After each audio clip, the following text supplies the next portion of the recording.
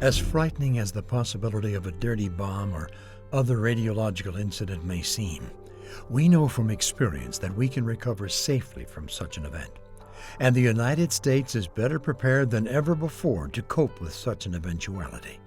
In this film, we have reviewed the incident at the Chernobyl power plant, the worst nuclear accident in history, and which released much more radiation than would be expected from a dirty bomb or radiological attack.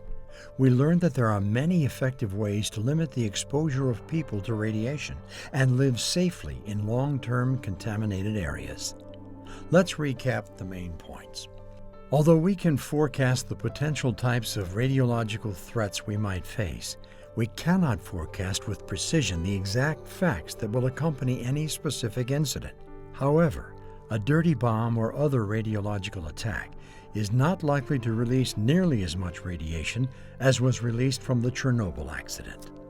If radioactive materials are used in a terrorist attack, living things could be exposed to higher than normal levels of radiation that could harm them and contaminate their surroundings.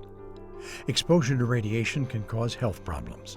The possible health risks vary widely, depending on the type of radiation, the amount of exposure, and the individual's general health.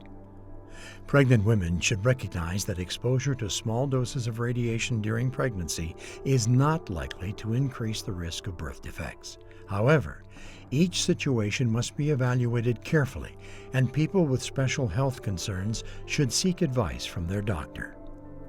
A radiological incident will cause real fear and anxiety among people in the affected area. Being prepared and relying on sound, accurate scientific information can help people to make better informed decisions and allay these fears. People can reduce their exposure to harmful radiation by shielding themselves from the source, removing contaminated dust from their skin and clothing, and cleaning or temporarily leaving the area. Governmental authorities can employ a number of effective countermeasures after a release, including cleaning up buildings, remediating soils and vegetation, monitoring the environment, and establishing health surveillance programs. They also play an important role in restoring supplies of safe water and food to those in the affected area. Radioactivity decays with time. The half-life of many radioactive elements is relatively short, but others with much longer half-lives will cause areas to remain contaminated on a long-term basis. Even though such areas may have a higher than background level of radiation, they can be cleaned to a level that allows people to live in them safely. Recovering from a large-scale radiological incident may require long periods of time to heal the environment, repair damage to the local economy, and mitigate the psychosocial impacts on the population. There are many high-quality sources of public information about the health, environmental, and socioeconomic issues associated with radiation exposure. If a radiological emergency were to occur in the United States, government and news sources would provide additional information to guide those being affected.